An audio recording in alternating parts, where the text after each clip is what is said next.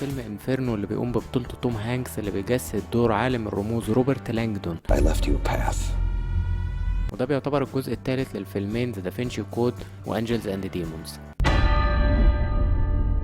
الفيلم نوعه ميستري ثريلر مبني على كتاب للكاتب دان براون اللي كتب الفيلمين اللي فاتوا برضه. العالم روبرت لانجدون بيصحى يلاقي نفسه فاقد الذاكرة في مستشفى، مش فاكر هو مين ولا هو فين. بيتعرف على الدكتورة اللي بتعالجه اسمها الدكتورة سينا اللي بتجسدها فيليستي جونز، ولكن مش بيلحقوا يتعرفوا على بعض، بتهاجمهم قاتلة مأجورة وبيحاولوا يهربوا بسرعة من المستشفى. بعد كده بيروح معاها على البيت وبيحاولوا يتعرفوا هو مين، بيحاول يفتكر نفسه. بتبتدي تتطور الأحداث، بيخشوا في مجموعة من الأحداث المتلاحقة اللي غموض برضو والألغاز زي الأجزاء اللي فاتت، والأحداث كلها مبنية على إن العالم هيتحول لجحيم من كثرة عدد السكان. The human race will be extinct.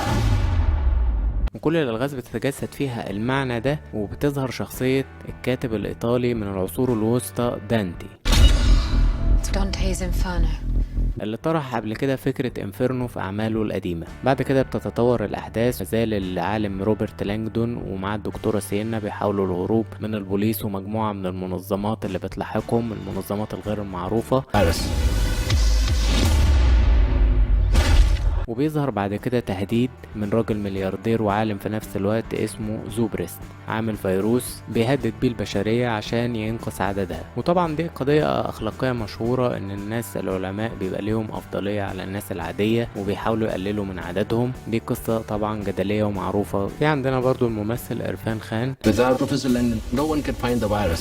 اللي بيجسد شخصية مدير منظمة غير معروفة اللي بتساعد رجل الأعمال زوبرست في أعماله، وبعد كده بيكتشف إن الراجل ده مجنون وصنع فيروس بيحاول يدمر بيه البشرية، فبيحاول يكفر عن الجريمة دي وإن هو كان بيساعده، بيحاول يمنع انتشار الفيروس. بالنسبة للنص الأول من الفيلم نسبة الإثارة والتشويق فيه عالية والإمتاع في الأحداث، ولكن في النص التاني بيهبط المستوى ده شوية، مش زي الفيلمين اللي فاتوا ذا دافنشي كود وانجلز اند ديمونز. الموسيقى التصويرية بيقوم بيها هانس زيمر، ولكن بصراحة هي معلمتش معايا قوي، ما عدا حتة كده في الآخر ساعة لما كانوا في تركيا كان في عزف في قاعة تحت فيها مية وفيها صدى صوت. الحتة دي كانت مميزة شوية، لكن ما عدا ذلك مفيش أجزاء تانية من الموسيقى التصويرية كانت مؤثرة وجميلة. الفيلم ده نزل في الولايات المتحدة الأمريكية 2D و 3D. بصراحة أنا مش شايف أي إضافة إن الفيلم ينزل 3D، في أفلام كتيرة بتنزل الفترة دي 3D ومش شايف إن ده بيبقى مفيد للفيلم، بيبقى حاجة ملهاش إضافة. فمش عارف هل ده من سهولة صناعة ال 3D دلوقتي إن هو بيتحول ديجيتال، أي فيلم ممكن يحوله ل 3D. يا ريت برضو تقولوا لي رأيكم في موضوع الأفلام ال 3D،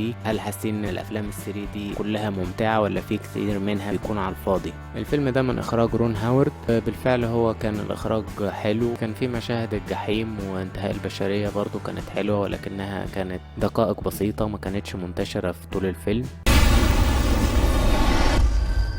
الفيلم تكلفته 75 مليون دولار، برغم ان هو مفيهوش مؤثرات كتيرة تستحق الرقم ده، ومع ذلك الفيلم نجح وحقق 147 مليون دولار. وفي النهاية احب ادي الفيلم تقييم 6.5 من 10. يا ريت تقولوا لي رأيكم في الكومنتات في الفيلم، الناس اللي شافته والناس اللي منتظرة تشوف الفيلم تقول لي رأيها في المراجعة دي. هتلاقوا في الديسكريبشن فيديو انا حاطه، لو الفيديو ده وصل ل 100 لايك ده كان اول فيديو انا عملته في القناة، وهحكي لكم حكايته لما يوصل 100 لايك ان شاء الله. ما تنسوش تعملوا لنا شير ولايك وسبسكرايب.